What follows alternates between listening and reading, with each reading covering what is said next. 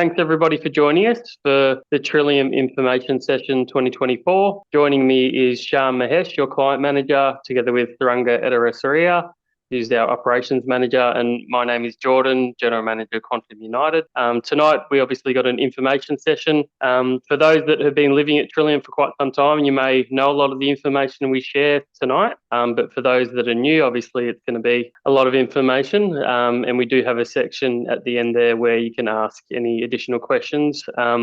We have had a few that have come in as part of the invitation, Shyam, haven't we, that we'll go through at the Q&A section of the session. Correct. So let's get started, Shyam, if you want to share the screen. Thuranga, yep, thanks. Oh, excellent. Thank you, Thuranga.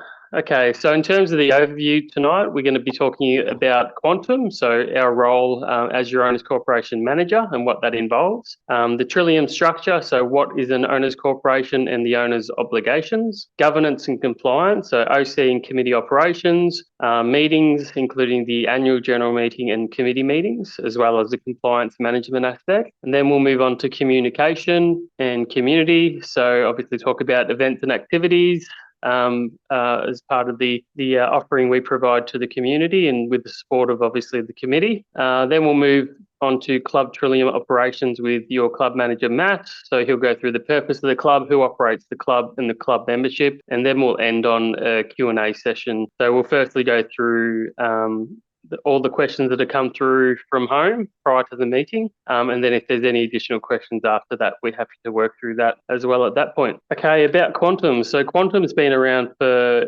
nearing 18 years now. So maybe go back one, Thuranga. Yep, sorry, Thuranga. And yes, so we've have about 16,000 lots under management at this stage, and we have approximately 30 team members as part of Quantum United Management, so the OC Management Services of Quantum. And you can probably move to the next slide now, Thuranga. So in terms of your client management team, like I said, Shyam Mahesh is your client manager. Together with Shyam, working closely with him is Stephanie. So Stephanie is the assistant client manager for Trillium, closely supported by Lady. Lady is the client management administration assistant. Sherlyn Peter is your team leader. So she looks after all of the team members within Team Orange, and Shyam obviously is the client manager for Trillium, and Sherlyn oversees this portfolio as well and provides support and guidance. Trish Barnes, which some of you may have spoken to, she's our community presentation team leader. I'll hand it over to Shyam as well, Shyam Mahesh, to start talking about our OC management services. Thank you, Jordan, and good evening, everyone. Thank you for taking the time off to attend this information session. Today, we will run through some of the items that's related to your Owners Corporation and the services that we, as your manager, undertake, starting with accounting services. So since we've taken over management of your property in late 2022, it is the necessity of every manager to set up a new bank account. So your bank account is currently with Macquarie bank account. And once we open up a bank account, we do have to set up a new payment details at the Deft Payment, which is a third-party organization that is working with Macquarie. And we then send out the new payment details to all owners. Apart from opening up the bank account, we also have the investment account with the same company, which is Macquarie. And we currently have a few investment accounts in the maintenance fund that we manage. And these investment accounts are on a 3-monthly renewal basis. So every 3 months, once it expires, we have it automatically renewed for a further 3 months, depending on what the committee wishes to do with it, if they want the funds or not. So currently, we do not have any investments in the administration fund. It's only in the maintenance fund. Apart from this, we also have a detailed record of all your income and expenditure that happens within the year. And we also present interim and annual financial statements to the committee members when we have the committee meetings on a quarterly basis.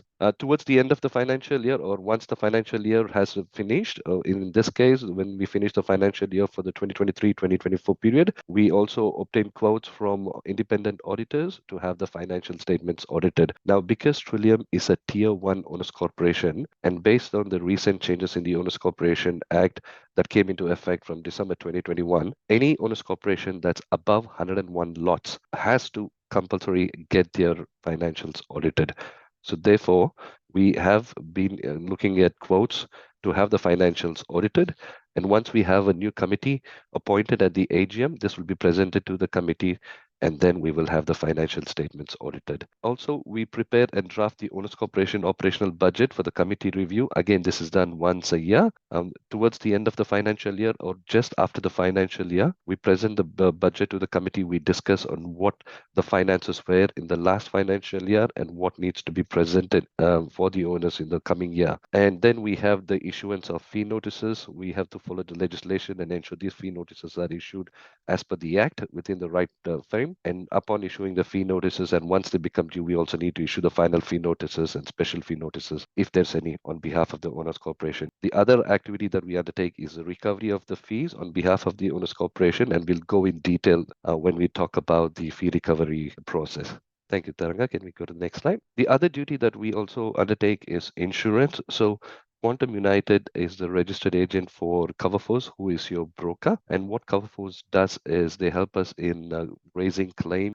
There was a claim last year in relation to the men's shed where there was an overflow in the sewer pipe and damaged the flooring and some of the structure within the men's shed. It was a huge claim. The committee undertook the works and then decided to have a cash settlement done. And due to this, what was previously meant to be a $200 excess has now become a $2,500 excess. The fees, the premium has not drastically increased, but it is the excess that was drastically increased.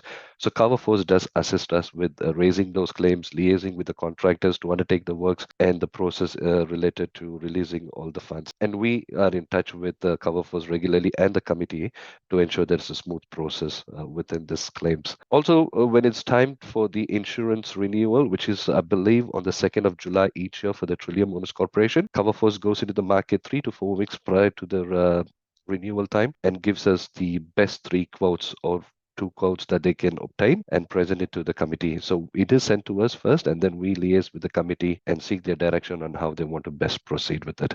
Apart from that insurance, we also look at documentation. It is a necessity for Owners Corporation managers to maintain a roll of all the owners and their addresses. And for those owners who do not update the details, we constantly send out newsletters every month to ensure that they do update the details, because the onus is on the owners to let us know if there has been a change in their address or details. We also maintain the owners register, and upon request from an owner, we do make this available at free of cost to the requesting parties. We also issue Owners Corporation certificates to the requesting party. Now, the Owners Corporation certificate is noted in the Section 32 sale, and this gives you a detailed information of what the Owners Corporation's funds are, the fees for the year, the quarters that is upcoming, and also any arrears or issues that is noted on the lot will be listed in this certificate. We also keep records of the Owners Corporation minutes, the final fee notices, and special fee notices, postal ballots, and also any resolutions taken by the committee. Thank you, Taranga. If you can go to the next page. Thank you. The other services is holding meetings. Apart from holding the annual general and committee meeting,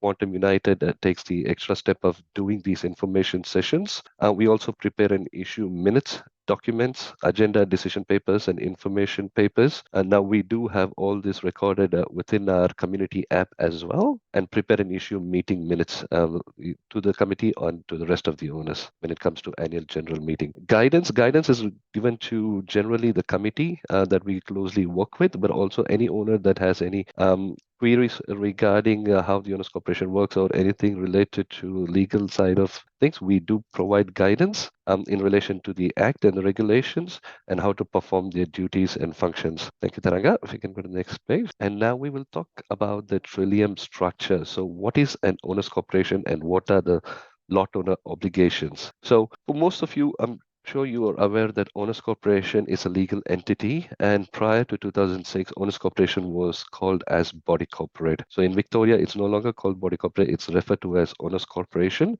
Other states have different names, like New South Wales calls it Strata or so on.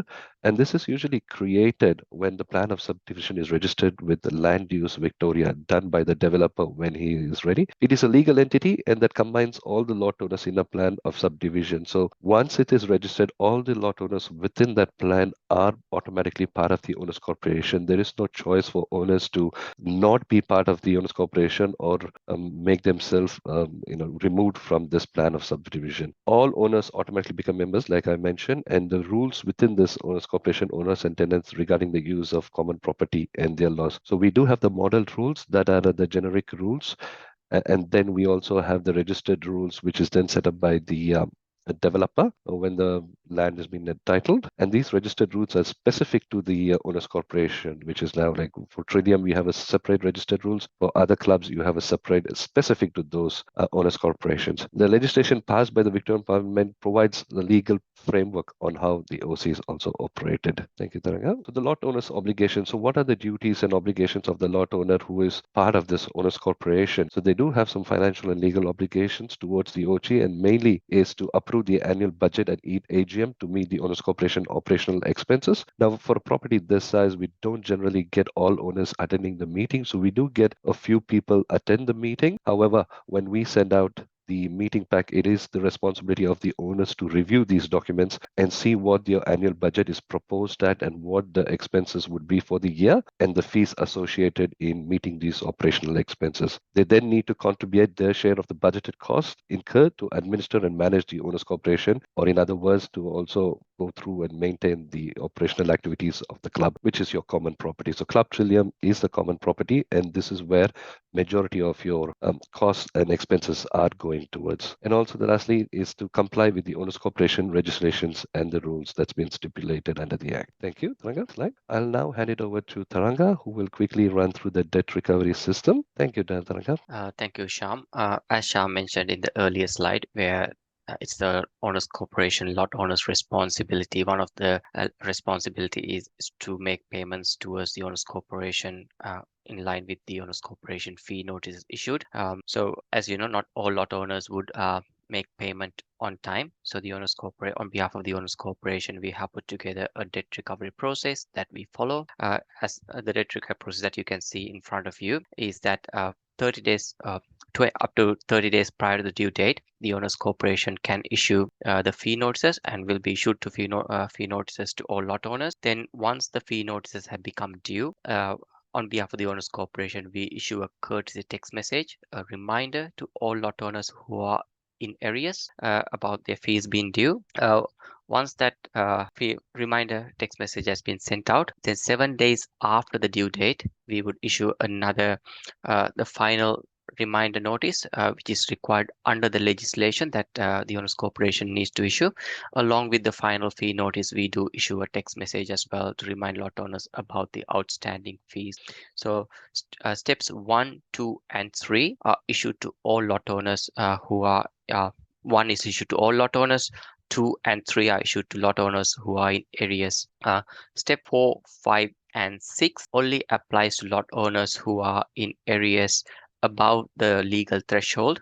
The owners corporation has set a threshold of minimum of $500, where if a lot owner is above that outstanding amount, the owners corporation has advised us as the owners corporation manager to proceed with formal debt recovery via the owners corporation's legal team. So stages 4, 5, and 6 does apply to those lot owners above the legal threshold. So what we do is, as part of Quantum, we do issue a final reminder notice, which is on the a courtesy letter on the 21 days past the due date. We do issue a text message as well along with this notice. And then stage 5 is that we will issue a legal letter to a lot owner who is in arrears, saying that as we have sent all these reminders, but we have not received a response from you, and we'll be proceeding across to the next stage, which is transferring the matter across to legal. But also beyond these 3 stages for matters that are at the formal debt recovery stage, we do try to get in touch with lot owners via telephone, as well as we try to reach out to lot owners via specific emails as well. We try our best to contact lot owners in any way that we can to get the owners corporation fees paid. But when we do not get those responses from lot owners, unfortunately, we will need to follow these steps in order to proceed matters across to legal and to recover those debts on behalf of the owners corporation. As you know, it is a legal responsibility of the lot owners to for payment of owners corporation fees as and when they are due. So currently, a quick snapshot of where we are standing with the debt recovery for your owners corporation. Currently, there are there is $144,645 in arrears, which is unpaid owners corporation fees, of which $102,556 are currently at formal debt recovery. That's been escalated to legal, and currently there is $42,089 that are below that legal threshold that Quantum is working on following up with this lot order. So they have their minimum below that $500 threshold, so we cannot transfer them. So if these lot owners do not make those payments, or when the next owners corporation fees become due on the 1st of October, and the fees still remain outstanding, then they'll also progress on to the next stages of fee recovery. So currently there are 12 lot owners who are in active payment plans that's managed directly through Quantum. So when we do offer payment plans to lot owners, Quantum, we do not charge any cost for our services. Those are provided for lot owners' benefits. So we do not, the lot owners do not incur any additional cost from Quantum to offer them a payment plan. So there are 12 lots currently in active payment plans. With the debt recovery stages, so with the Act changes in 2021, now the owners corporation can take matters across to VCAT directly. Prior to that year, all matters of debt recovery had to go via VCAT. VCAT is a longer process. It takes at least 6 to 12 months to get a hearing date at VCAT, but the magistrate court process shortens the debt recovery process. So now all legal teams prefer to move to follow the magistrate court process in order to recover debts on behalf of owners corporations, which is a faster process. So currently there are 11 magistrate court applications lodged, of which so there are currently over 50 lots, is that correct, Sham? At 28. 28, sorry, yep. There are 28 lots at formal debt recovery, of which 11 lots have been issued with magistrate court applications have been lodged for the terms of settlement. That means where previously a magistrate court application has been lodged, a lot owner has now come back to the legal team and request for a terms of settlement. So there's 3 lot owners who have been issued with formal agreements by the legal team for terms of settlement. Further, there are 7 lots that are with who has signed off on terms of settlements, and they are following those debt recovery or payment arrangements with the debt recovery legal team. Further, there was 1 lot that was entered as of today at a default judgment. A default judgment is where once a magistrate court application has been lodged, the documents have been served on the lot owner. The lot owner is given 21 days to contact the magistrate court or make those payment of the outstanding fees. When a lot owner does not contact us, the legal team, or the magistrate court, then the legal team enters into a default judgment. A default judgment is, once a default judgment is given, the owners corporation has the ability to enforce the default judgment via the sheriff's office. So if you can see there, we have currently 3 lots that are currently, we have received enforcement orders from the magistrate court. That means the magistrate court had not been adhered to for 3 of the lots currently, and 1 lot we do have a seal warrant that's been received. So once the magistrate court confirms the warrant, then the warrant is sent across to the sheriff's office for execution. So we do have currently 1 lot at the sheriff's office and waiting execution.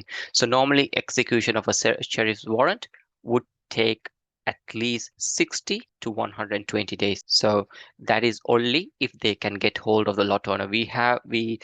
Last one is a field call. Field call is where a sheriff warrant has been issued. The sheriff have tried to get in touch with the lot owner, but they're unable to get hold of the lot owner. So what happens is the sheriff's office sends back the warrant unsatisfied, which means then the legal team needs to try to do a skip trace and try to locate where the lot owner is in order to recover those debts. So that is where a field call has been organized. has been approved by the owners corporation for the legal team to proceed and try to locate that specific lot owner. Currently, we do have there was a couple of questions that came in with regards to debt recovery. I will touch on those questions as well while I'm on this slide. There's a question with regards to number of lots that are currently in arrears.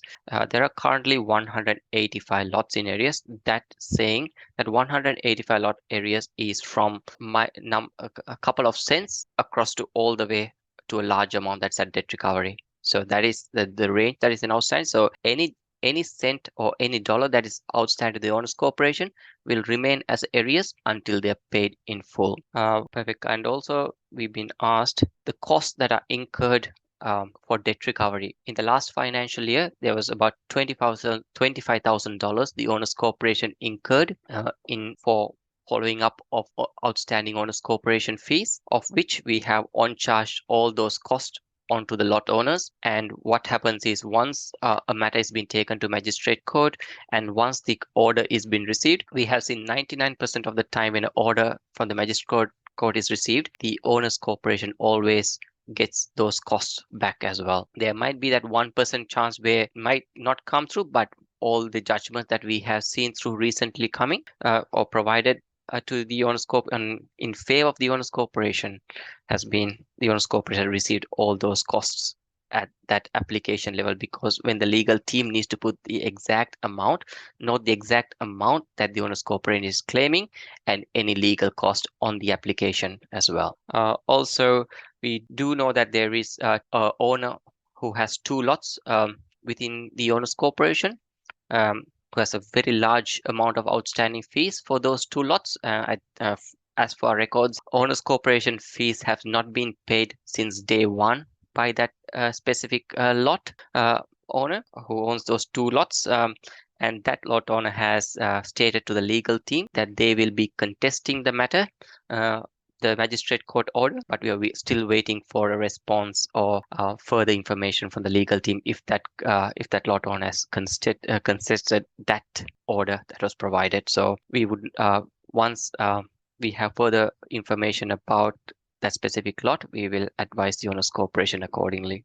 Those are the information about debt recovery. Jordan, would you like to add some? Jordan, we cannot hear you. Can you hear me now? Yes, we can. Oh, sorry about that. Yeah, so I just wanted to reiterate the key reason why we show this information is in terms of the stages. The team go through 6 stages as shown on the previous slide. In addition to all those particular stages where we send the fee notice, final fee, SMS, courtesy letters, legal letters, we also, the team consistently reach out via phone call and record any discussions or voicemails they've left, and they also send emails like Duranga said. So the team, turn over every stone possible to try to get some communication from these particular owners who are in arrears. And it's only when, we try so hard to reach out through so many different channels and we don't get a response at all, that obviously we have to go and process it through to legal. And the reality is when it does go to legal,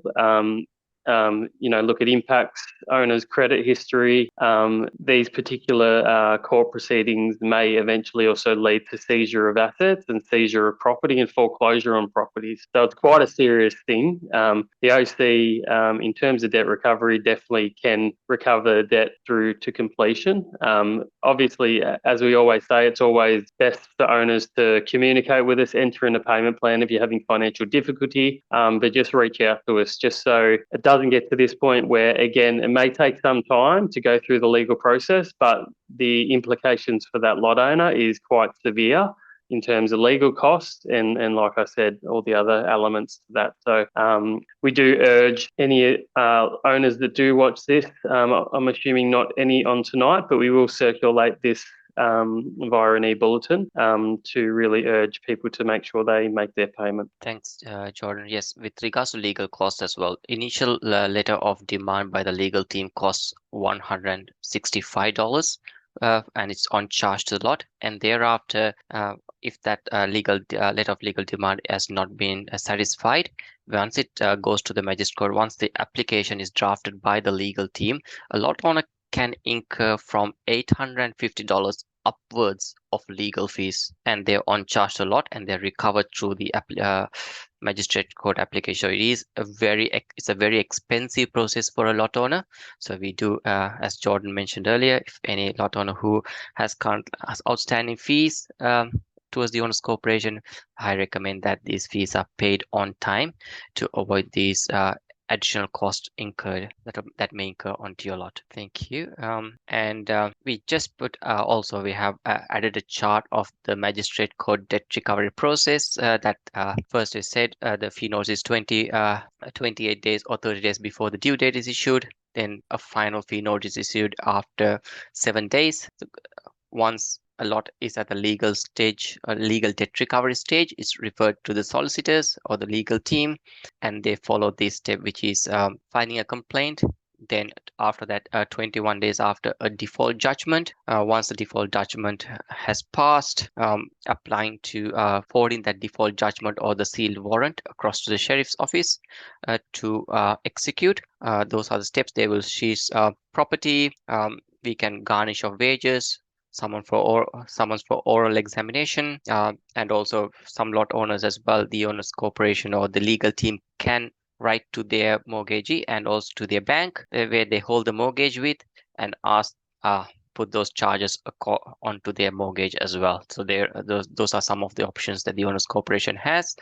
And also if those comes as unsatisfied, then it will lead to sale of property or bankruptcy. So in Victoria, a lot outstanding fees and charges on a lot should be above the $10,000 mark in order to lodge bankruptcy proceedings in Victoria. Okay, I will move on to the next slide. Over to you, Shah. Thank you, Taranga. All right, so we'll now go talk about the AGMs, annual general meetings, committee operations and compliance management. So the annual general meeting, this is the meeting that is held once a year to discuss the financials that were spent in the last financial year, how the financials, whether the owners corporation had a surplus or a deficit, and based on that information, we plan on raising the budget accordingly. So the AGMs are the meetings where we formally approve the meetings, the budgets for the year, and also nominate members and have other standard motions registered. So the last AGM for the Trillium Estate was in November 2023, and Owners Corporation within the 15 months from the last AGM need to hold the next AGM. So as most of you know,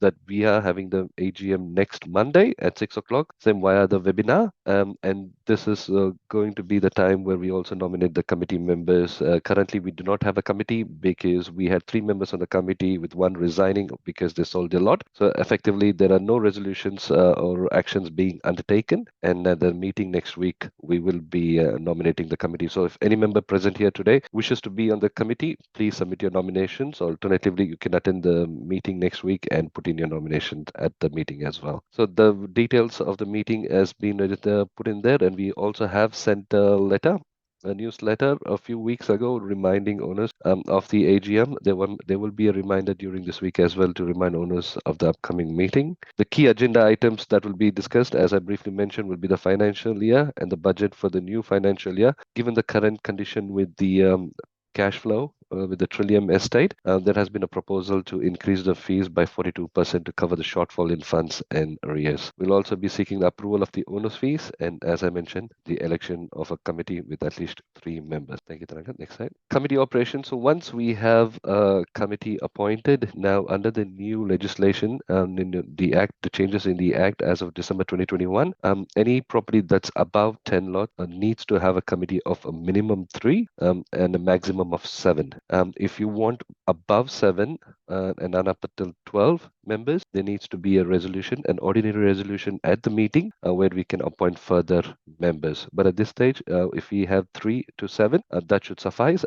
Only if there is more interest shown that we would take an ordinary resolution and increase the number from 7 to 12. But 12 is the maximum. We cannot go further than 12. So these members will hold the mere role up until the next AGM, or if they wish to resign during the year, then that vacant position will then be sent to the remaining owners and seek their participation or interest on joining the committee. So some of the duties that the committee undertakes is again liaising with the manager, going through the financial status of the owners corporation. Currently, the Trillium owners corporation, we met 4 times in the last financial year, once every 2 to 3 months, and then we discuss the action items from the common property and look at the financial status of the property of the owners corporation, and also enforcing any rules. If there are any breaches that has been committed, we make sure that these people are breached for not adhering to the rules, which is also the model rules, the registered rules. Committee meetings, we encourage all committee members to attend the meetings. Again, it's 4 committee meetings in a year. Sometimes it could go up to 6. Members who do not attend more than 25% of the total committee meetings, there is a possibility that other members can make a resolution to have them terminated. And the other task that the committee takes is the handling of complaints. Any complaints that comes through, the committee will have to do it, have a look at it, investigate it, and when necessary, hold a grievance meeting to settle the matter. But currently, the committee members, as I said, it's not active, but the remaining members are Sarah and Roxanne. Jonathan was the 3rd member, but sold the property on the 12th and no longer part of the committee. So the only remaining members is Sarah and Roxanne. Thank you, Taranga. Next slide. Okay, so the community presentation. Taranga, if you can quickly tell the owners as to what we undertake in relation to the community presentation or the complaint side of it, that will be greatly appreciated. Thank you, Taranga. Thank you, Sham. So community presentations, as you know, you would have seen the community presentation team out at the Trillium community carrying out the task of inspecting properties within the owners corporation. So the team generally looks at there are 4 main items that the team focus on, such as appearance of lots, upkeep of yard area, nature strip maintenance, and rubbish or waste management that are on properties, such as bins left outside as well as overflowing bins that are visible to the public. So we monitor these rules. Once the team members do attend the site, we do have our own dedicated program that we capture these non-compliance matters on. Once a non-compliance matter is captured on the program automatic issues out a notice to the specific lot owner if the property is tenanted, and if we have been informed that there is a property manager, then the property manager would also get a copy of that notice. Our team also further place a postcard in the letterbox of a non-compliant lot with stating the matter that they're non-compliant. So we do get with a hard copy as well as a soft copy of the non-compliance matter. We have currently do have a quick snapshot of some non-compliance inspections and data that we have. So over the year there has been 3,195 inspections conducted within the community, of which we have identified 462 non-compliant matters, of which 124 are currently have been resolved. 341 are currently still open and active. So the compliance team does progress through each and every matter. What I'll do is I'll just touch on the compliance process as well, because it is also a long process that we need to follow, a structured process. First step of the compliance process is we capture the non-compliance matter, issue the lot owner or the property manager with a copy of the non-compliant information. Thereafter, a lot owner is given 14 days to rectify the matter. So once if a matter is rectified within the 14 days, when we come back onto site, when our team come back onto site, they do inspect the lot. And if the matter is rectified, they close it.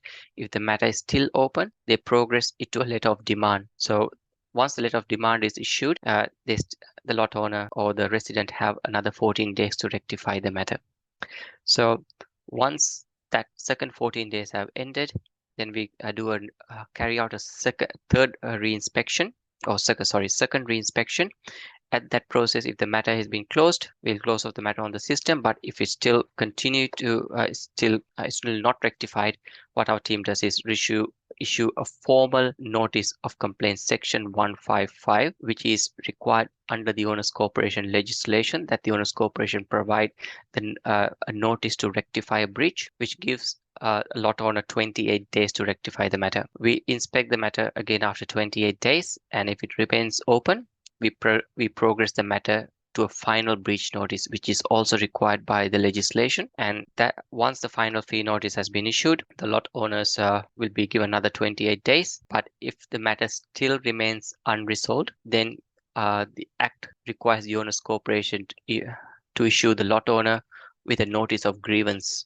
So what we do is we invite a lot owner who has the matter still unresolved to attend a grievance meeting with the Owners Corporation Committee and try to come to a resolution. Once, if the lot owner attends the meeting and agrees to a resolution, then the Owners Corporation follow the process of getting that coordinated lot owner to resolve the matter. But if the lot owner does not agree or does not attend the grievance meeting, then the Owners Corporation final step of the resolution process is to escalate the matter across to VCAT and receive a formal order against that specific lot. The Owners Corporation cannot proceed to VCAT without following the steps that were mentioned earlier. So the Owners Corporation needs to stick to the process of that is set out in the Act before an Owners Corporation member can be taken across to VCAT for a breach of the Owners Corporation rules or the model rules. If you have any questions, I have not seen any questions come up through the Q&A, but if you have any question, we can answer them at the end of the session as well with regards to the This one management person of who's compliance. raised the hand, Taranga, Noreen, I believe. Perfect, Noreen. I have unmuted you, Noreen. You're welcome to state And your Gary as put well. forward your question as well. Noreen, you're welcome to unmute yourself and what do you? Yeah. So it's more disclosures. So as the cost of living is pretty high, so I would like full disclosure of all the admin and operational costs and what they're used for, since I'm paying such high fees. And the intention is to increase it by 42%, although there's a high debt recovery. And then on top of that, there's a $20,000 fees that's incurred and charged to us members for the membership. As the cost of living is very high and your debt recovery seems to be pretty high as well, it is not fair that your fees are on something that is charged upon us for debt recovery reasons. That's one, and 42% increase is pretty high. I would like full disclosure of everything because from what I've seen, even in the club, there was no ventilation at the gym, which I've gone to. There's a solar panel that hasn't been fixed for a couple of months as upon talking to Matt. There's a projector that still hasn't been fixed. So it's all good and things for you to say, this is what's happened, this is what you're doing. But in reality, the figures speak for itself. Nothing's really being done. And those debt recoveries are going to just go higher and higher with the 42% increase that you're suggesting. So at this stage, I'm damn pissed, actually. I would like a disclosure of the insurance policies and the fees, a full disclosure of the Macquarie bank account that each of us have, and a disclosure of the salaries of employees, because I think that I have full right as a member to see what I'm actually paying for. And I want this PowerPoint to be emailed to me, and the video that you're recording, which I can see is being recorded, I want that to be sent to me as well. Thank you. Perfect. Thanks very much, Ronnie, for your questions. We will answer them at the end of the session, which are relating to a few questions that were about the budget and the financials. We'll get through this information slides first, if you don't mind, Maureen. We'll get back to your questions very soon at the end of the session. Gary as well had a question. Is it related to the compliance, Gary? Yes, it's related to the compliance. Thank you very much, Gary. So it seems like it's a very long process as far as the compliance is concerned, even before you get to VCAT. And then when you mentioned before with VCAT, with debt recovery, how long it takes, I could imagine, for any particular non-compliance, it could take 2 years before you got to a resolution if you had to go all the way through to VCAT. I'm just wondering, of the 3,195 inspections and then of those, there are 462 non-compliant. Are we being too stringent perhaps on some of the non-compliances? I mean, are we overdoing it? Do we need to provide a little bit of a leeway? Otherwise, I could imagine we're employing people full-time just following this through to the logical end. Thank you, Gary. Yes, with regards to non-compliance matters, we do have a team within Quantum, within our management services that we provide, a non-compliant. We do have a team who normally coordinates with the lot owners. We do get, once our team team visits any estate for compliance, on that specific day, we are flooded with a lot of inquiries and calls where lot owners do contact us and ask for extensions to rectify the matters. So our team does work closely with those lot owners in order providing them the possible leeway time as possible to rectify the matter. So normally the matter progresses through the compliance management process only when we do not have any response from the lot owners with regards to those notices issued. So we try our best to communicate, and when there is no response, that's only the time we progress. But majority of the time, as even before we even issue the formal notice, which is section 155 as required by the act, we do normally send a text message as well. If there's a phone number registered, we do send a text message to the lot owner saying, okay, we have not received a response from you, we have issued this notice or these few notices, could you please reach out to us? So we do try our best in order to reach out to these lot owners, any lot owner who has a matter that is outstanding. And as you said, yes, they do take when they do inspect this lots. Not there is always considerable thought put for given before a matter is captured. When, as you know, even though there was 3,195 inspections were done, only 462 matters were identified as non-compliant. So that is a very small amount when compared to the number of inspections that were carried out. Any other Thank you. Thanks, Thuranga. Welcome. Perfect, Sham. I will hand over to you for the next slide, Shai. Yeah, that's right. Okay, so we'll talk about the communication side of things. Now, we do have an app, the Trillium app that the members can download.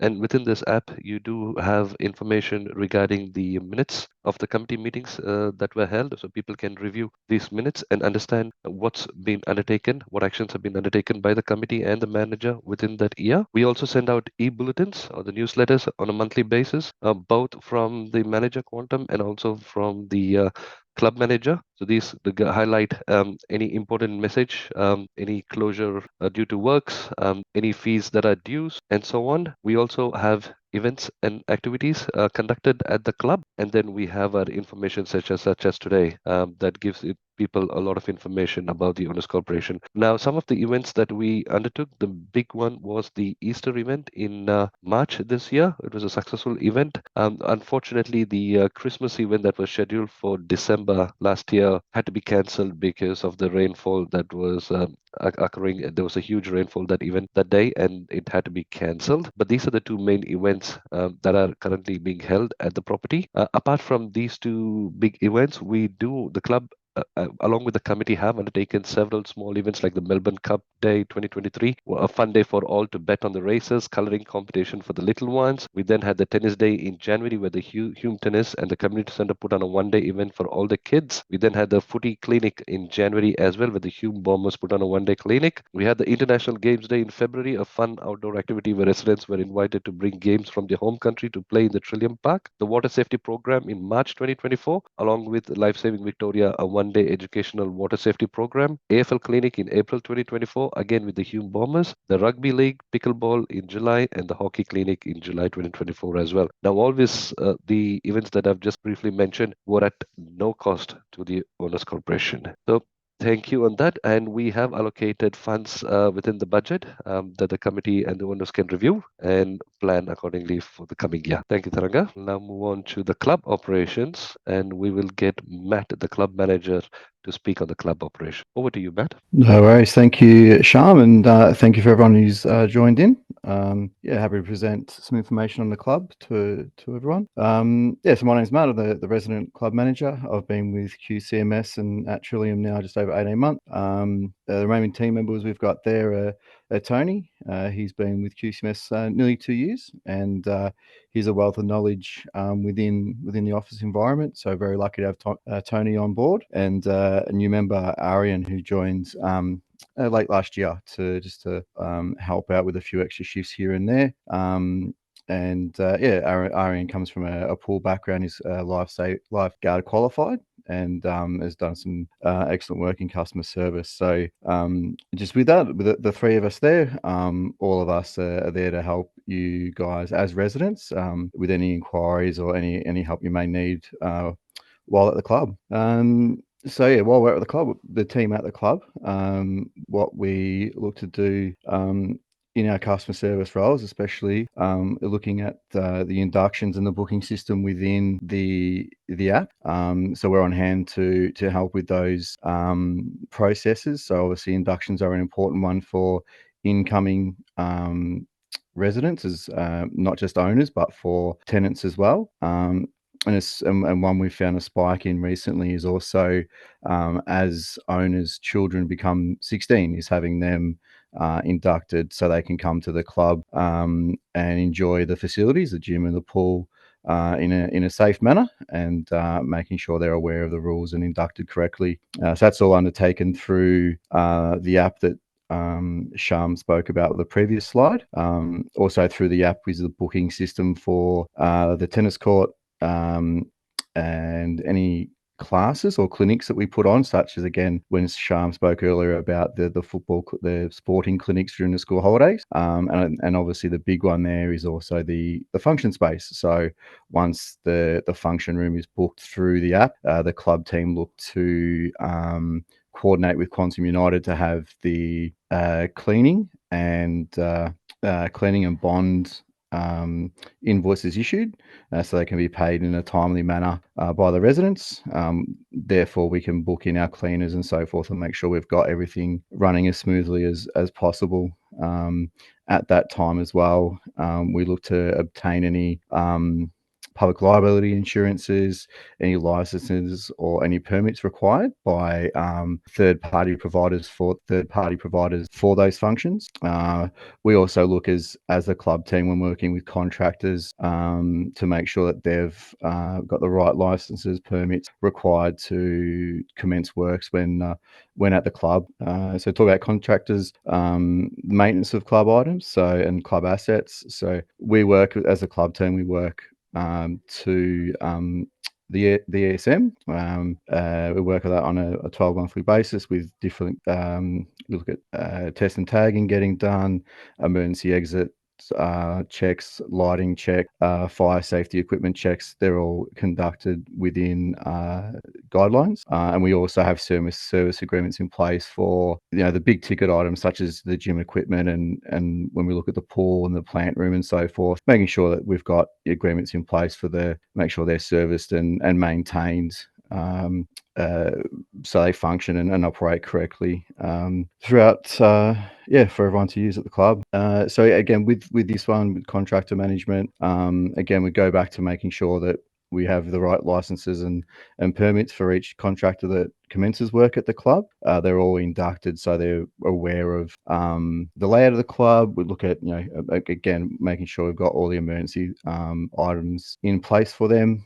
They're aware of emergency exit and so forth. When dealing with contractors, we also look at make sure that we work with Quantum United and obtain the quotes needed for review by Quantum United and the committee for any of the sort of larger works that may happen, any ad hoc work, repairs that are outside of any of the service agreements we've got put in place. And again, we always look to work with local trades where possible. Moving on, and again, looking back to the essential services schedule, we look to make sure we're following any regulatory compliances needs within there.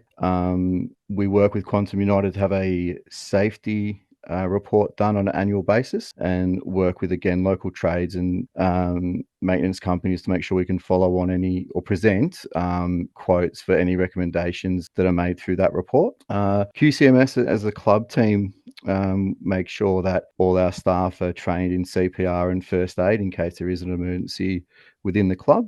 We keep stocked first aid boxes throughout the club, as well as there's a defibrillator near the gym. So we're equipped for any emergency that may arise. Obviously hoping that it always doesn't arise, but equipped if it does arise. We do go above and beyond with the training. I myself is trained as a lifeguard. Tony's trained in water rescues, and Arian's also joined us as a trained lifeguard. So although not a requirement for our staffing, where possible, as I said, we go above and beyond in that aspect to make sure the staff are equipped to help out in emergencies. Within compliance, another step that QCMS take is to have a pool safety assessment performed by an industry leader in Lifesaving Victoria. It's something that we will look to carry out every 2 years. We have had one earlier this year, and pleased to announce we received bronze certification from LSV. So it was, and again, it's just looking to make sure we can follow the guidelines of to make sure that everyone using the club can do so in a safe, enjoy the club, but enjoy the club in a safe manner. And lastly, touching on obviously earlier with the inductions and the booking systems, we're also we are customer service officers at the end of the day, and we're there to help residents in any way we can. Late last year, we had the hours adjusted at the approval of the committee for the team members, especially the casual team members who were only there till 5 p.m. Now to extend to 8 p.m. during daylight savings time, and 9 p.m. over summer to fit in with when the pool is closed of an evening. Initially, that was as a security measure, given that unfortunately we had a raft of unauthorized access issues towards the end of 2023. However, what we've found is this change, although done for the security, has been we've had casual team members on hand to assist residents who may not necessarily be able to get down during business hours to, they might have an issue or needed help with either an induction process or a function query. So although done through a necessity, it's had a definitely a positive flow-on effect with that change in the change in hours for the casual team members. But and as I said at the start, we're there as a customer service team, and we look to help Quantum United as we've had the events for the school clinic, and look to in the future involve the community in more events within the club and get the club activated, and we look forward to seeing many more people down there in the coming months for the activities we've got planned. Thanks, Sean. Thank you very much. Thank you, man. Sean, would you like to touch on Noreen's questions that were raised? Yes, Noreen, thank you for raising your concerns, and we totally understand your frustration in relation to the increase in fees. Now, we are happy to give you the full disclosure on the salaries for Quantum, QCMS, and so on, but they are also mentioned in the budget, which has been attached to the AGM pack. So if you have had the opportunity to look at the AGM pack, it gives us a detailed description as to why there has been an increase in the fees, and also it gives you the list of items that we anticipate that will be incurred in the year July 2024 to June 2025. So it does give you the budget, and the fees are always based on the projected expenses for the year. Now, the management fees are a portion of the budget, but they're not totally. So when I say there's an increase of 42%, it's not necessarily increasing the management fees. It is because we've had an issue with the cash flow from people not contributing towards the OC fees in a timely manner. We've had a shortfall, and to recover the shortfall, we can either raise a special levy or we'll have to increase the budget. So that's the reason why there has been a significant increase. And also to let you know that a club around the size of Trillium, based on other properties that we manage similar to Club Trillium, the fees are around the 700 to 750 mark. So from what I understand, in the last few years, the fees have been set at a very low price.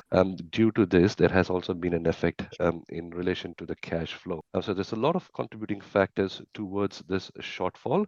And again, as I mentioned, the significant amount of arrears within the Trillium estate. Unfortunately, in spite of our efforts, people tend to ignore and not pay the fees on time. And that is one of the main reasons for the increase in fees. I don't think it's actually ignorance. I think that it's basically the cost of living. This conversation of cost of living has come into play since COVID, as we all know. It's always on the news 24/7, about, interest rates as well.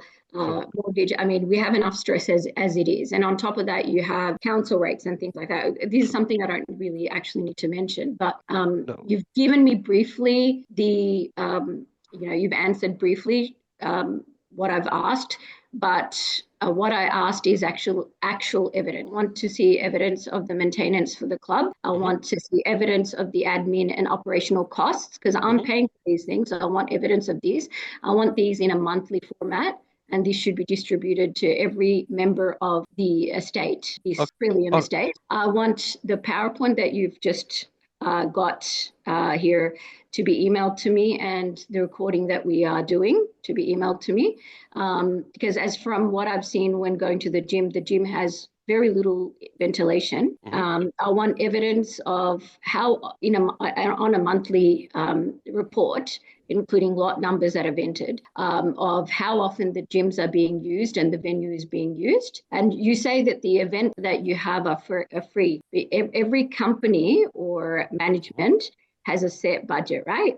So although you're saying that we're not paying for it, but it's, whatever amount that is actually that you're getting from us is somehow contributing to your budget for these events. So I feel like these events are really unnecessary when I don't think a lot of people attend these events. And if they do, they're really silly because of the fact that we're paying such high fees anyways. So yeah, I want my Macquarie account details. I want the insurance policy payment details, as well as your public liability insurance fees and details. So I will list out everything, and I'll send a formal email. Yeah, I was going to suggest that, Noreen. There's a long list there that you're asking for, and I think most of the things you've mentioned we've distributed previously anyway, or it's available on the community app. So have you had a chance to look on the community app, Noreen, at all for any information?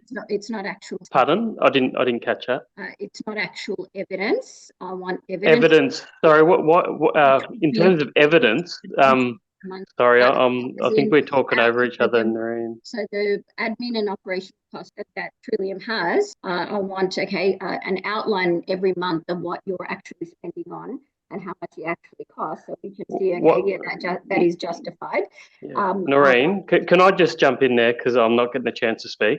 So what I suggest, Noreen, is for you to join the committee. Are you considering joining the committee? No, because I don't want to deal with complaints. And the reason is you're going to continue to have complaints because, as we can already see from the debt recovery figures that you've given, it's quite substantial, right? Yes. And it's not because people don't want to pay. It is because of the fact that people have the cost of living is high, and your fees are getting higher every year. So there's no consideration that the cost of living is high. So Noreen, just to clarify, sorry, Noreen, I need to cut in there because you jump into one thing to another, and it's really hard for us to address any questions you're asking. So in regards to the forecast expenditure for the Owners Corporation, so the large majority of that is not our management fees. So our management fees on average might increase 3 or 5% in any given year, right? So like what we explained, the only reason for the increase in fees is for one, to keep the club operational and to ensure that the management and administration and the regulatory compliance for the Owners Corporation is kept up to standard, just so that the OC complies with its legislative obligations. So we're not going above or below what's required. It's only in terms of what's being proposed. I think the administration fund, as it stands at the moment, Sham, is in negative. It's a negative cash balance. So, correct. So in regards to the people that are in arrears, we are trying everything possible, way above legislative requirements, to try to get these funds in for the Owners Corporation. So there comes a point after 7 or 8 steps and through various channels that the lot owners need to take accountability that aren't paying. So, and that's why they're going to legal, Noreen. And that's why, unfortunately, it does take some time to recover those funds. So if those owners had paid on time, we wouldn't have a cash flow issue and likely wouldn't have the need to increase fees. But because they're not, they're going to go to legal, go to magistrate court, potentially go down the path of garnishing their wages or seizure of their assets. Again, it's not something we want to do. However, like what you're complaining about, now everyone else has to cover for those that aren't paying on time. So, I hope that's making... There's going to be a recycling issue, though, because that's going to continuously happen. I missed that first part. Sorry, Noreen, you need to slow down. I So missed that that's going first to part. be this is going to be it's going to be a recycling issue because the cost of living is going to go up. People can't afford it. Then you're going to go into more debt recovery. Then you're going to pass on more fees. So that's not the solution. The solution is Noreen, to in have terms a fee that is reasonable that people can actually afford. Because the statement that was made earlier was that they're not paying their fees, when they should be on time. People don't intentionally not pay their fees. Obviously, they can't afford to. We understand that, Noreen. However, there's a lot of people that have gone to legal because they haven't contacted us to even enter into a payment plan arrangement. So we completely understand the people. A lot of people are struggling financially. So that's why we offer. Sorry, Noreen, you need to allow me to finish, please. We do understand that, and that's why we're very forthcoming to owners that want to go on payment plans to slowly pay off their OC fees. So it's only the ones that don't actually communicate back, don't call us back, don't email, there's no communication at all that we then need to. Otherwise, people like yourself are paying additional OC fees. Does that make sense? Pardon? Sorry, your audio is really playing up a bit, I think, for me, Noreen. I understood that the very first time when you were discussing debt recovery, which I listened very carefully and took notes, which I'll be sending a formal complaint about because I still want an cost evidence base every month for the admin and operational costs, including club maintenance and attendance of the club as well, and how often it's being used. And as I mentioned, I want evidence of everything. So I will outline everything. But what you're saying, I did hear clearly that you said those fees are charged on to us for those non-payment, lots, which in the first place, that would not have happened if it was reasonable to begin with, because it's not reasonable. It keeps on building up and building up. And so it'll be a recycle. So I will point these out, and I will actually do a petition for all of the people in the members of Trillium to actually sign that petition, whereby we all have full disclosure of every single thing, so that I understand what the fees are. These events are not doing us any favors. Like you're saying, you're getting events. Wowee, that's such a big deal. When we're incurring fees all the time because of non-debt people, not paying these fees. So I think it's high time that we get a monthly bulletin in everyone's mailbox saying how important, in capital block letters, it is to pay your fees on time, so that others, the actual levy doesn't keep on increasing, because it impacts everyone. If that is actually outlined in bold in a newsletter every month, then maybe people will pay on time, and then we don't have to suffer for it. That's one of my suggestions. But I will be going out and holding a petition and getting as much people signed onto it to have evidence of every single thing. Sounds good, Noreen. Have you had a chance to reach out to the team prior to tonight at all? I actually did. How'd you go? I can't remember her name. I know it was an Indian girl.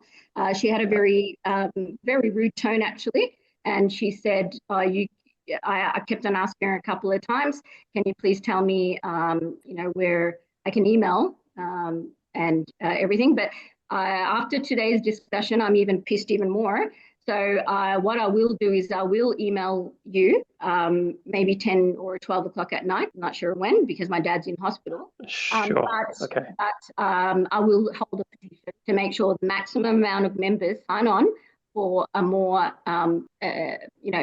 evidence-based cost of every single thing outlined on a monthly basis. Yeah, like we said, Noreen, all the financials are available on the community app. If you want any further financial reports, the team are more than happy to provide it. So, So, and like I said, what I recommend is if you join the committee, you'll have access to all the information. And just, sorry, Noreen, I really need to finish my sentence. You'll have access to all the information, and you'll even have decision-making powers. So, at the end of the day, we're fully transparent in terms of the financial expenditure of the Owners Corporation, always have been. So if there's ever a time that you want financial statements or reports or any information, the team are always happy to provide that. So what I recommend is, one, joining the committee. If you don't want to join the committee, send through the list of things that you require as evidence, and we're happy to provide that information to you, Noreen, if that'll help. No, that won't help, because I want the fees to be at a stage where we can all actually afford the fees. And because by the looks of it, with the debt recovery figures, it seems like every year it's going up. So that doesn't actually help the actual fundamental reason you guys are going into debt recovery all the time. So yeah, I will still be holding that petition. Okay.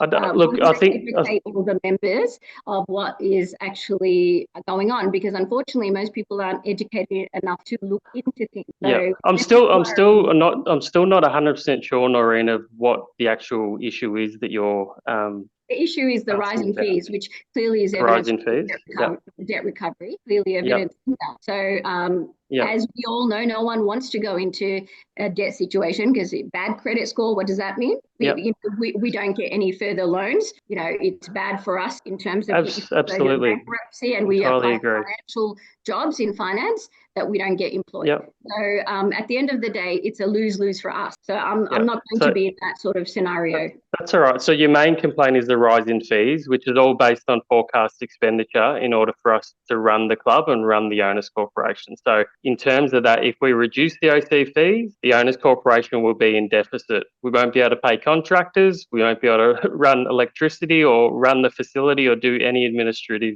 And that's what I want, all the evidence of. So I'll see what the costs are, and then we'll make the judgment on whether that is actually feasible. But until then, that's fine.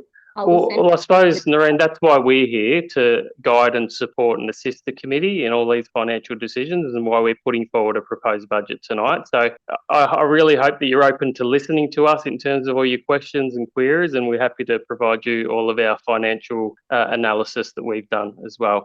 All right, we might move on, Noreen, and you can send through that list through to us. Gary, did you have a question? Gary, you still have your hand up? Thanks, Jordan. Yeah, I do. Yep.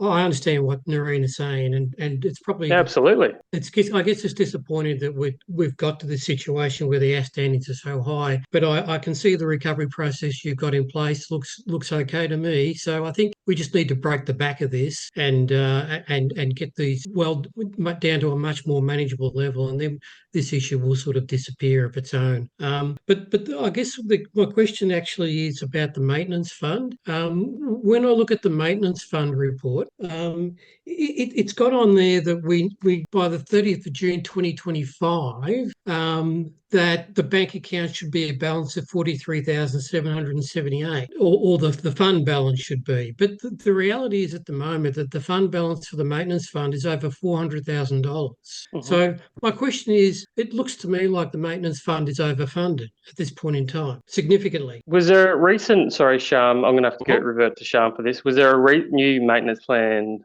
obtained recently, or?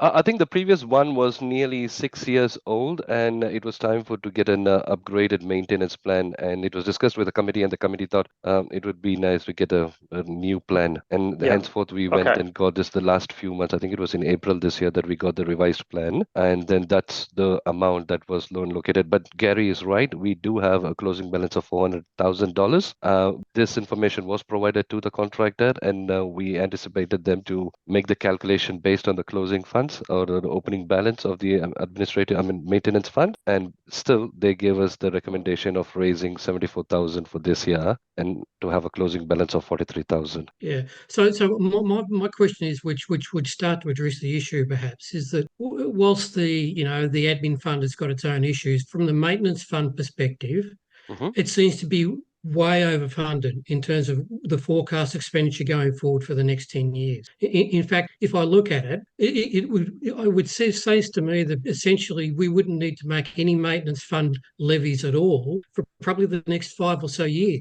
before we get that maintenance fund balance down to a much lower and more realistic level. So I guess one of the things that we could be looking at for the next at the AGM is that for the maintenance fund component of the levy, that we don't have a maintenance fund charge at all because it's overfunded. I think the Act states that any properties above 101 lots needs to have a maintenance plan, and once you do have a maintenance plan, you need to raise fees as stipulated in the maintenance plan, and therefore we continue to raise fees.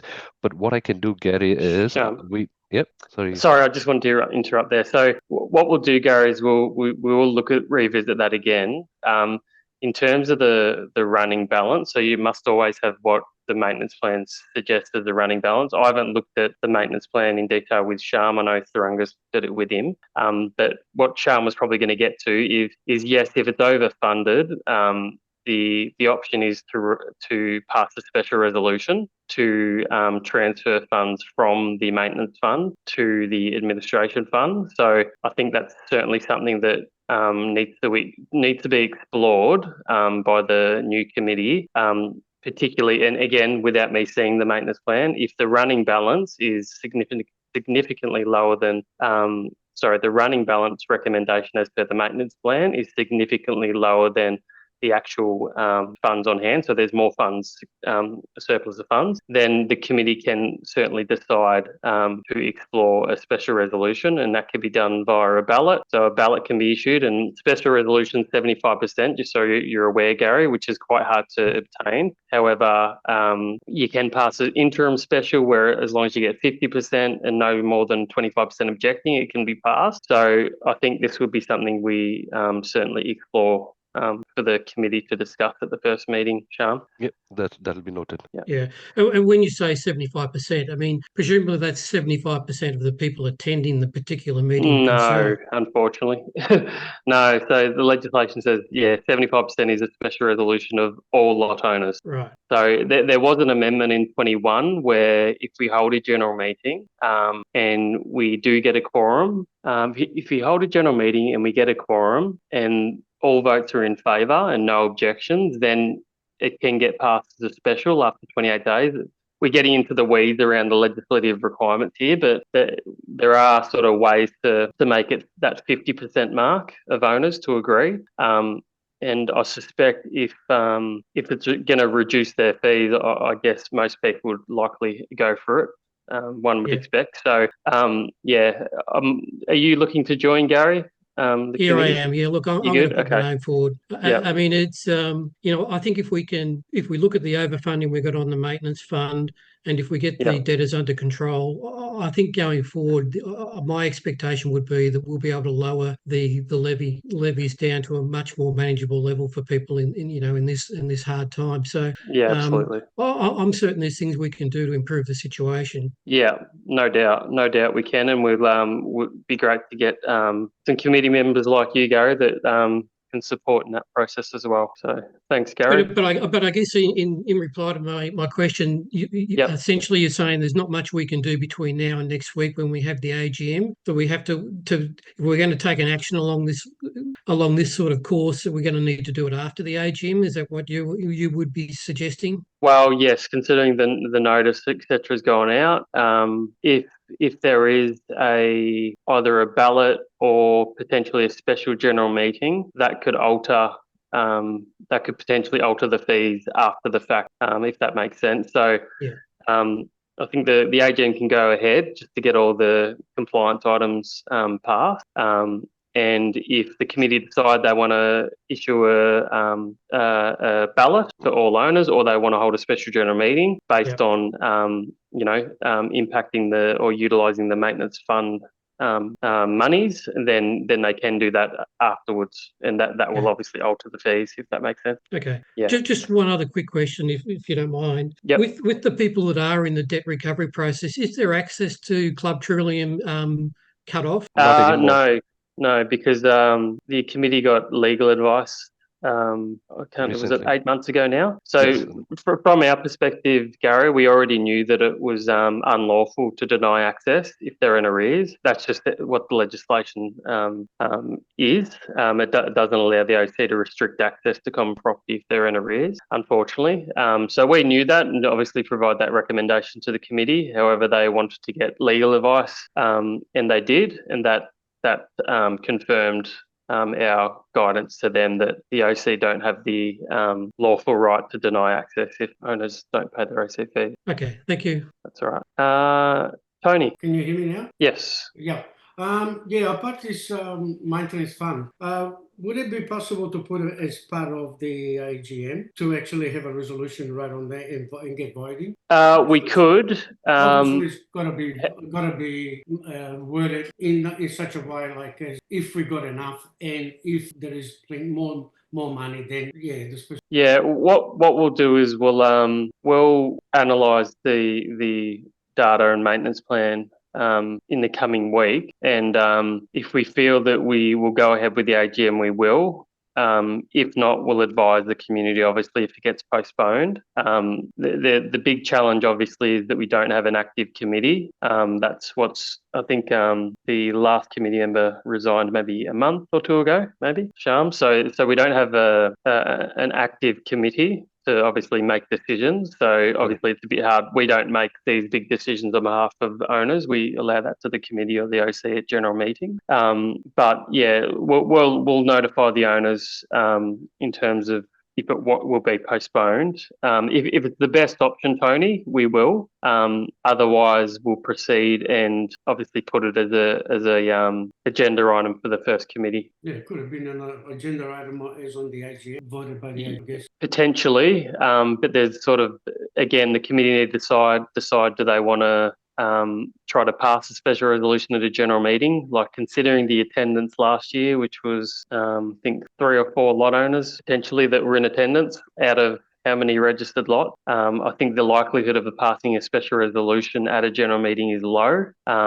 That's why it may not be the best option, because the likelihood of it passing is slim to none. However, a ballot is a different case where you can send out or issue an email ballot, encourage owners, call owners to make sure that they get their responses in by the deadline. So we'll just discuss that internally, Tony, and we'll reach out to the owners on the best course. Yeah, Thanks, Tony. I think there is a question. Was there any other question anybody had before I go through the question posted online? Yeah. Nareem would like a PowerPoint of this meeting video to be emailed to me. Yep. So we are going to circulate the video, Nareem. So that's all taken care of. Why did it take 6 years for maybe right? This is an obligation to do so every year. So why did it take 6 years for the maintenance fund to be raised? If this is an obligation to do so every year, why was this not to? It has been raised. Yes, it has been raised every year, Noreen. The only reason we got a new maintenance plan was because the old one was 6 years old. Generally, what Owners Corporation Committee members do is after 5 or 7 years, they prefer to get it renewed. So that's what's occurred this year. So it's not like we haven't raised fees. We have raised fees since the start. It only has been renewed, and a new maintenance plan was obtained in April this year. So if you look at the financials for the last few years, you can see that the maintenance plan has been active and funds have been raised according to those maintenance plan amounts. Any other questions that people might have? Okay, I'll go through the questions that were posted, and we'll start with the first one. Lot 1328 states lower the fee. Again, this is something that the owners will have to decide at the AGM. We have given a detailed reason as to why we are increasing the fee, and if majority votes call for lowering the fees, then we will proceed with majority direction. If the majority is to stay as proposed, then the fees will remain as proposed in the budget. Lot 222, where can I see the latest maintenance fund focus? Gary, is this you? Because I believe you had asked me a similar question. Are you? Yeah, it is. Look, sorry, I asked that question before I downloaded the AGM papers, and I saw it there in the AGM papers. Okay. So not a problem, Gary. No Thank you for that, confirming that. Okay, the next question is from lot 609. When new owners purchase a lot, are they provided with the Trillium guidelines and made aware of the quarterly fees? Now, that's a good question. So new owners, again, will be contacting their agents, the selling agents, and the selling agents should be highlighting to them and also be disclosing in their contract of sale, section 32, that this property is affected by an owners corporation.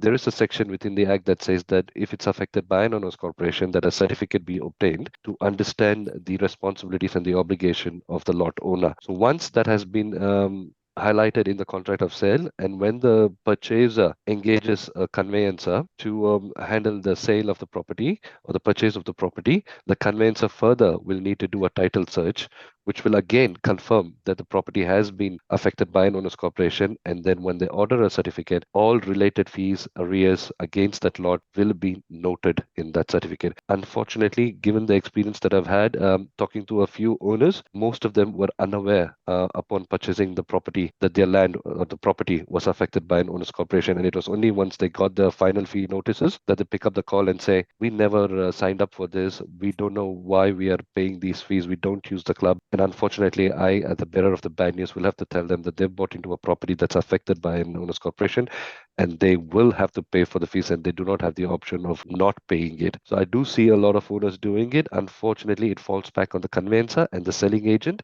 They are the ones who need to be highlighting this. And if they fail to undertake their duties, unfortunately, the purchaser will have to bear the brunt of it. Next question from lot 329. More street lights, hiring someone to help resident with saying strips mowing. I'm guessing nature strip mowing. Unfortunately, we are limited to acting only on common property. So the common property for Trillium is the club. We can only act within this area. So anything to do with the club, the operational, the repairs, the maintenance of the club is what we are responsible for. When it comes to street lights or mowing the lawns, that is up to the lot owners to mow the nature strip in front of their lot. And in terms of street lights, that's a council matter, and you'll have to talk to council in getting those. Unfortunately, we can't act on duties that's outside common property. We are not allowed, we don't have the authority to act on matters outside the Club Trillium space. Lot 1349 says, why are the management fees so high? The fees were set up in 2022 when we signed up. There was a 3-year contract since 2022 to 2025, and the committee who signed this contract were aware of the fees and what it would entail for the coming 3 years. And I believe the contract amount was also compared with other management fees. So definitely the management fees are not high. They've been in line with the contract, and like Jordan said earlier, there is a limited increase to it every year, the usual CPI or around 4 to 5% increase in cost. Lot 102 says, can we have a 24-hour gym access? Unfortunately, we cannot have a 24-hour gym access because we run the club based on the planning permit that has been obtained. And if the planning permit that has been obtained from the council states that the club can be only open during the stipulated hours, then we'll have to open the gym only during these hours. We unfortunately cannot exceed what's stated in the planning permit.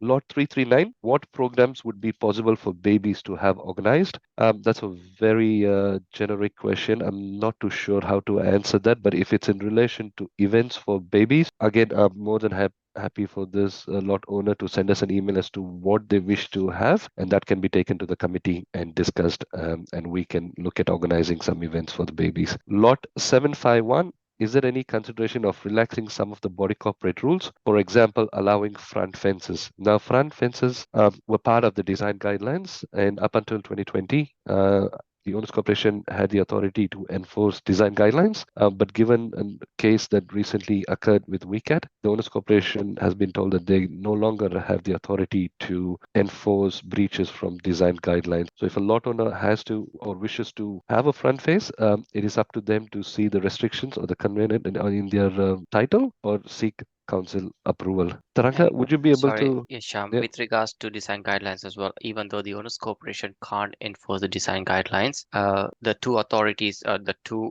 parties that enforce the design guidelines are the developer is the first party that can enforce the design guidelines. I know from our understanding that the developer still has involvement within the Trillium community, with still some lots under development. So they can enforce the design guidelines through their legal team, which we have seen that done at different other owners corporations, as well as another lot owner can also take the matter across to the magistrate court in order to enforce the design guidelines if another lot owner is not adhering to, even though the owners corporation does not have the ability, your fellow lot owners as well as the developer does have the ability to enforce those design guidelines because they are a part of the lot covenants on your lot. Thanks, Sean. Thank you. And the next question was in relation to maintenance fund. Is there any legal process to enable the transfer of fund from the maintenance fund to the administration account? Example, application for VCAT for approval.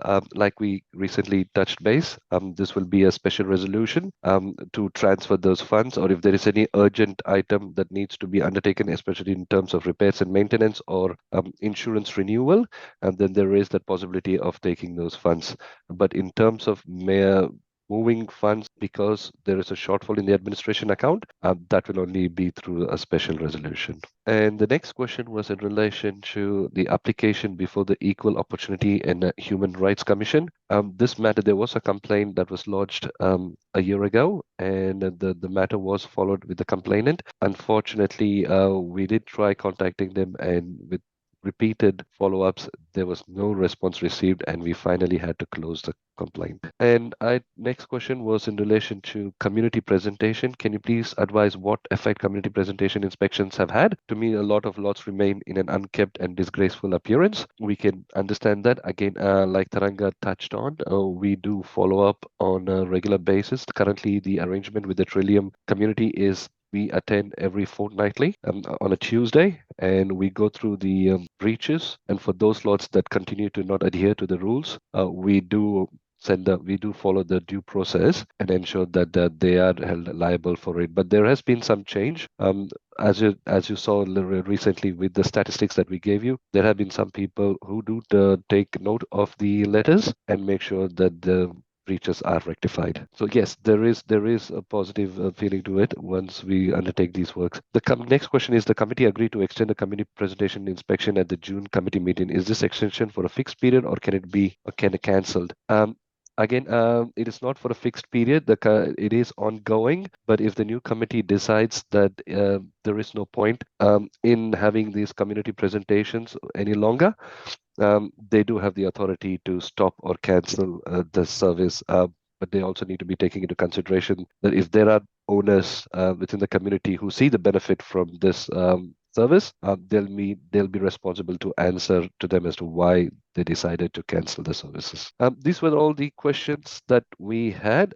And again, the recording will be distributed in an e-bulletin for all the other owners who weren't present today. And were there any further questions from members today before we close the session? Oh, okay. I think we got a question here from Amanda Wallace. In regards to lot owners that are in arrears, you said you cannot deny access to the club. Are they able to make function room bookings? Yes. Like Jordan mentioned, we unfortunately cannot restrict them simply because they're in arrears. VCAT believes that the arrears need to be followed with a separate process, which is the debt recovery process. And because every owner is entitled to have access to common property, irrespective of their arrears, they should still be allowed to use common property. In other words, they can make the function room bookings. Correct. But Amanda, just answering further adding to that question as well from Sham's response. When there is a lot owner who applies for the function, who try to book the function room, and if they have fees in arrears, our team all the time get in touch with the lot owner to advise their in arrears and for them to ask them to make the payment of the outstanding fees before we can lock in and issue the invoice for the function. Because what happens is when a lot owner books the function room and we issue the function room invoice, when they make payment always goes towards the first outstanding fees.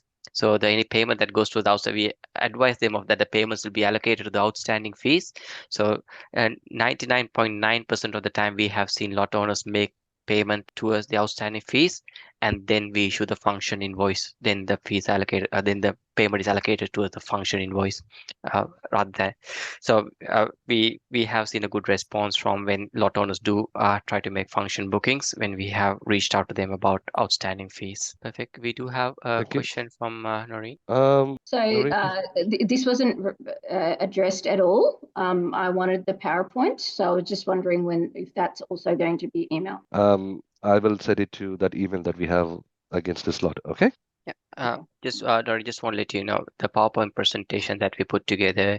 It is not the IP does not belong to the owners corporation. It is put together by Quantum. What we will do is we will convert it to a PDF document and we'll provide it to you. Yeah. I mean, those are data that was disclosed, so it's fair that, Definitely, we will provide you the presentation in a PDF format. Yep, no worries. Yep. Okay, I believe that's all the questions that we've had. Were there any other members that wanted to share or ask If questions? there's no further questions, Sham, we can call the information session a close. Okay, thank you everyone for joining, and we will send through the recording shortly via e-bulletin. Have a good evening. Thank you. Thank you.